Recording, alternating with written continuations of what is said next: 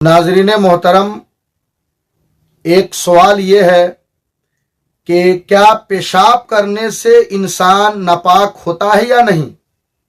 नाजरीन, पेशाब करने से इंसान नापाक नहीं होता। अगर इस्तिंजा करने के लिए उसे ढेला या पानी नहीं मिला तो वो इंसान नापाक नहीं होगा।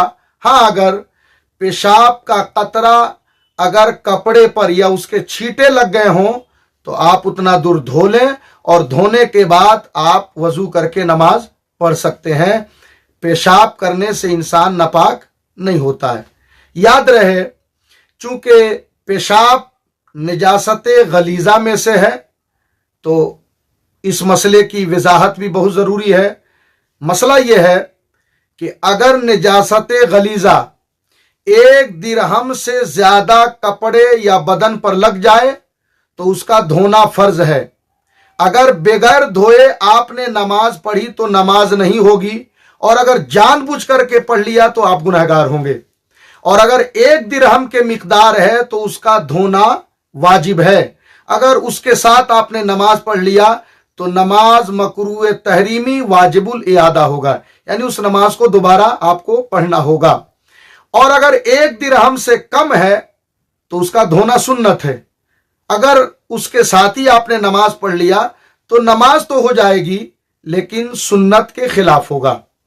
मतलब साफ जाहिर है कि अगर आप पेशाब करें तो कुछ देर आप ठहरे रहें ताकि मुकम्मल उज़्व से कतरा झड़ जाए, और उसके बाद जो है ना आप खड़े हो जाएं। ये उस सूरत में है जब आपको इस्तिंजा के लिए पानी और ढेला न मिले, तो पेशाब करने से आप नापाक नहीं होंगे, बल्कि मुकम्मल खुश्क करके आप जो है ना खड़े हो सकते हैं। फिर उसके साथ वजू करके नमाज पढ़ सकते हैं। आदमी नापाक होता है या तो एहतलाम होने से या हम बिस्तर होने से, इससे आदमी नापाक होता है। पेशाब करने से इंसान नापाक नहीं होता है। इस मसले को जो है ना बहुत सारे लोग नहीं जानते हैं, और वो बेचारे जो है ना सोचते हैं कि हमने पेशाब कर लिया तो हम तो नापाक हो गए, बगैर नहाए जो है ना हम नमाज नहीं पढ़ सकते हैं।